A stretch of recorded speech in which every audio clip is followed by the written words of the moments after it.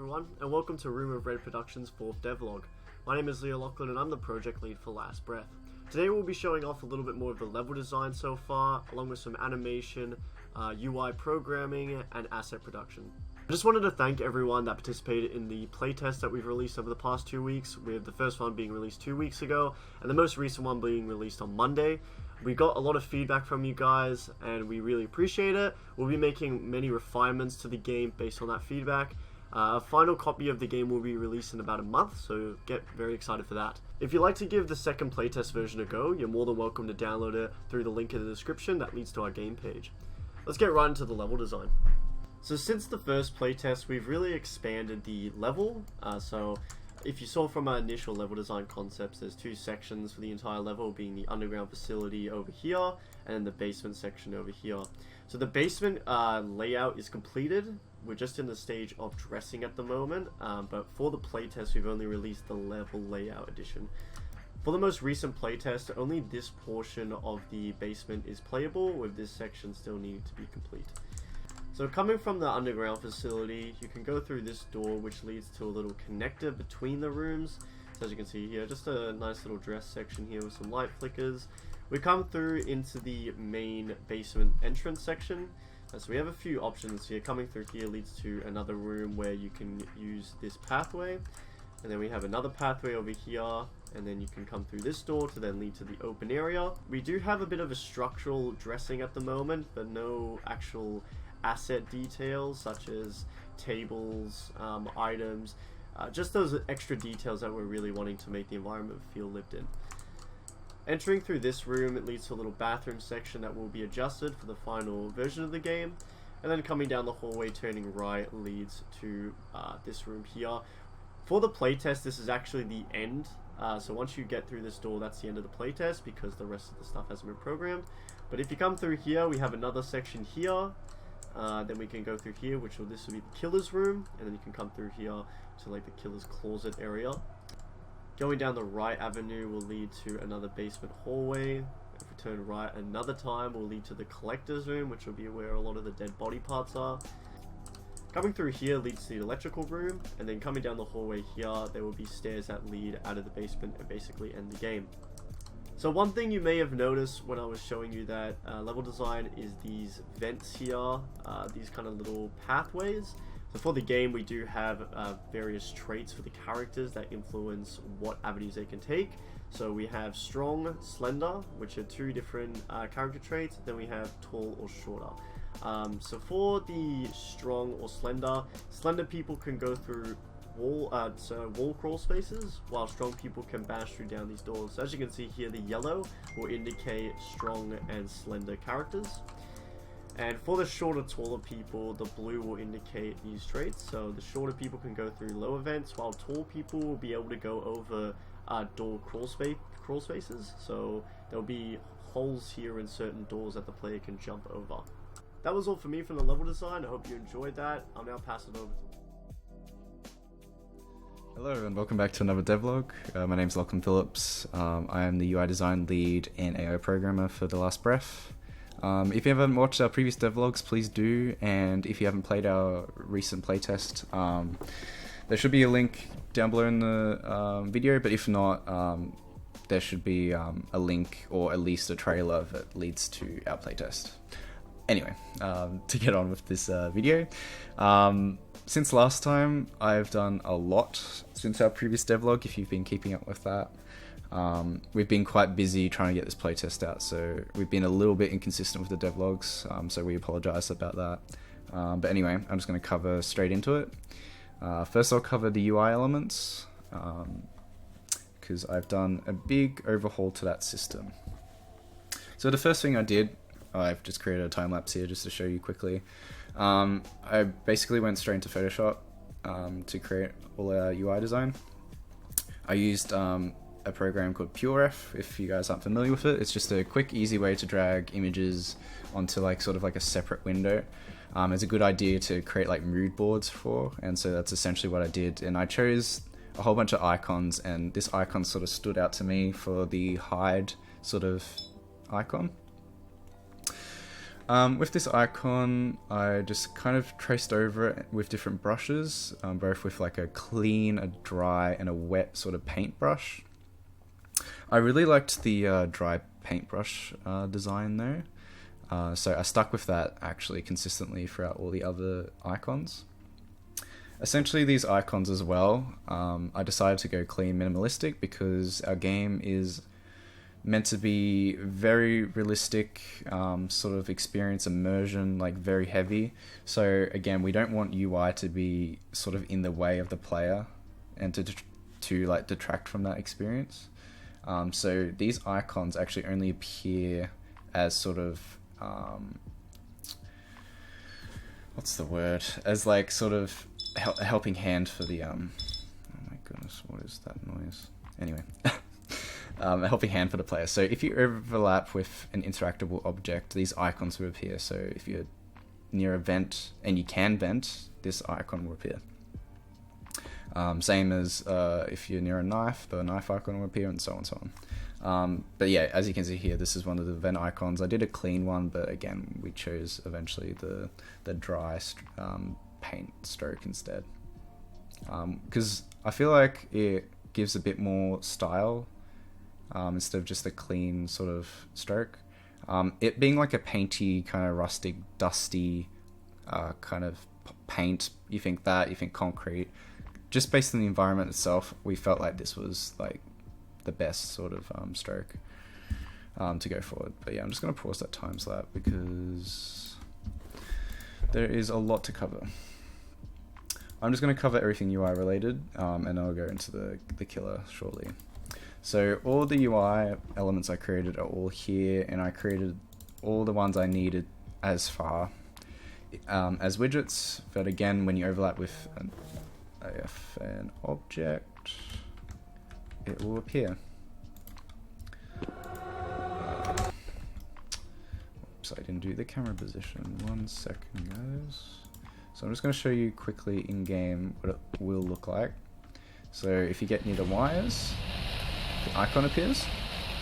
We still got the text renderer, so ignore that. That will definitely disappear by the end. But if I interact with that, the icon appears there for pickup. You get the idea. If I click tab, I now have the inventory has been updated. Before it was just placeholder. I did already have this set up, but just not functionally before. I'm a bit scared the killer's actually going to come in a second. Okay, if we see him come, oh no, it's really scary. We set up Fmod, so the chase sound will actually kick in. So I have the clipboard here. Essentially, my characteristic is small, so that means I can actually go through vents. So I picked up the wires, so actually if I hover over here, animation appears, which is really cool.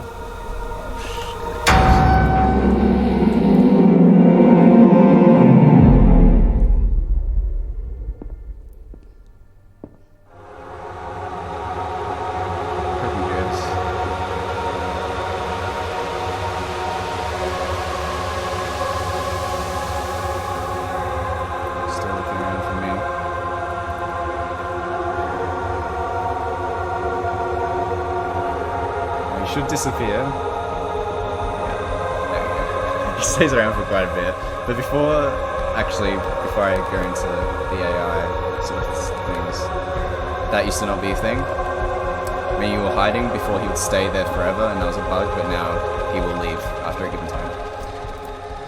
Anyway, kind of skipped that. So yeah, when I hover over this item, it gives a brief description, like this could be used for something electrical. I didn't want to give it away, but it's like, this item can be used for the fuse box that was located in this room. I didn't want, specifics. I want it to be vague, so the player sort of has to explore and be like, maybe it could be used for that. But yeah, and again, you can't hover over these things yet because they're locked.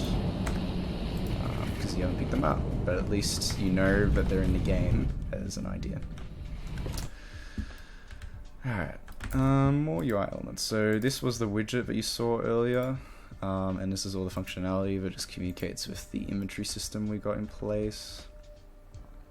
Another UI, actually I'll show you, is I've updated the def thing, the def on def UI widget.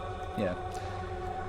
Before it was just a you died, classic Dark Souls. Haha, you died. Now you die. Your eyes close, fades out really cool cinematically, and then you respawn, and your eyes open up as the new victim, which I thought was a really cool idea of showing how you die and respawn as a new victim. So that has been updated. I think in terms of UI, that was most of it. A lot of it had to do with me creating UI and also adding the functionality to every other object. I did have the first person widget where I experimented with that sort of dot icon, but again I removed that because I felt like it detracted from the experience. So yeah, the old def widget has been removed. The new main menu has been updated. So before it was straight on looking at the killer, now I got it on an incline. So it looks like the killer's looking down on you, looking up to the killer. Gives that sort of strong, dominating presence of the killer, more fear, more scary. Because essentially before he was more further away, so it wasn't as intimidating, I felt. And also the title of the main menu has been updated for that as well. So I'll just exit from that. So in terms of UI, I think I covered most of everything since the last devlog. In terms of AI programming, I just showed you earlier, but essentially we had that bug where if you hid from the killer would just stand there, and it wasn't as if you were hiding. It just seemed like he was just camping you until you got out and he would just kill you. So I updated that in the behavior tree. Essentially it is a decorator that aborts that section of the chase behavior tree.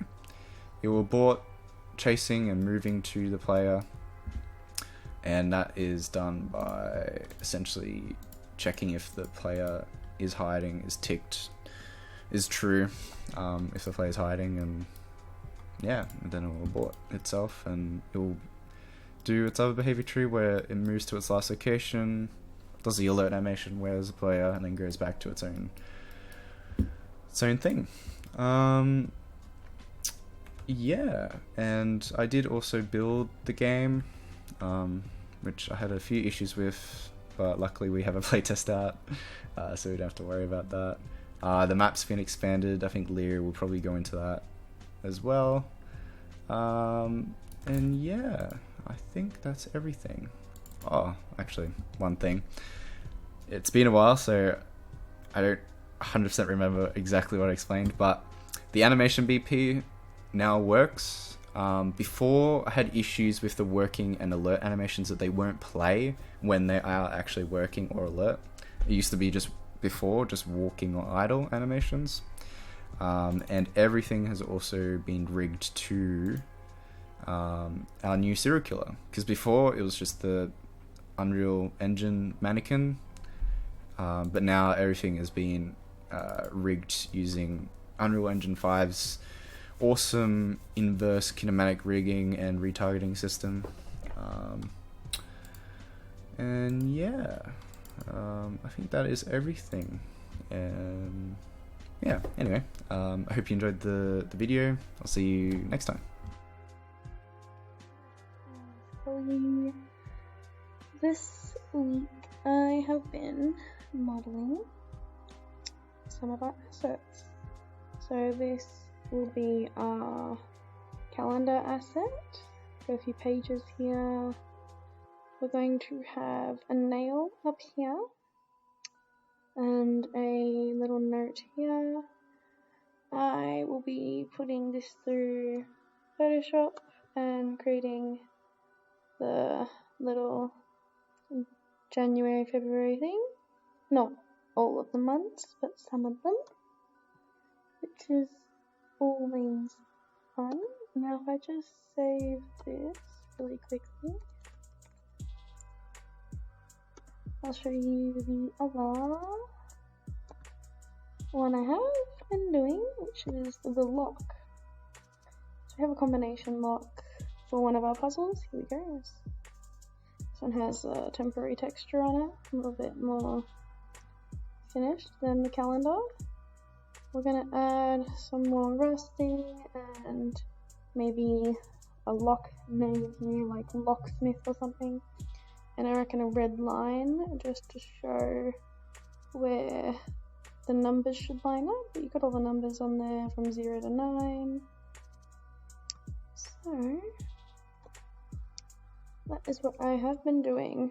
Continuing on this week, we'll be doing animations for some of these models.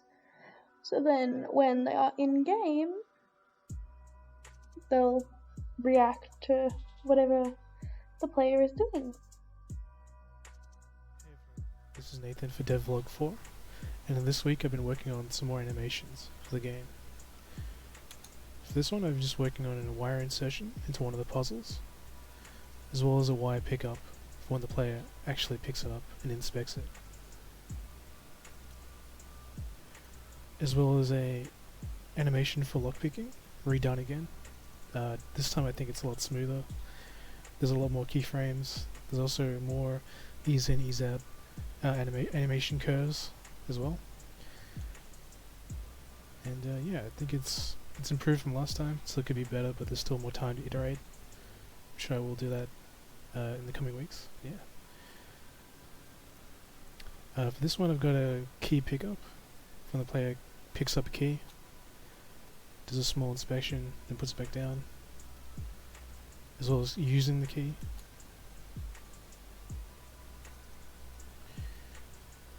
And lastly, just generic pickup animations as well. That's one. This is another one. And I guess one of the other iterations that I've worked on as well is polishing up the actual animations themselves. One of the big things is animating with the entire body, instead of it just being by the arms and the hands.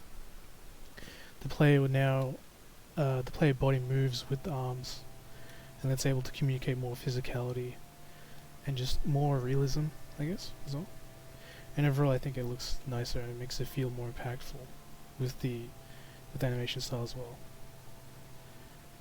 Yeah, that's about it.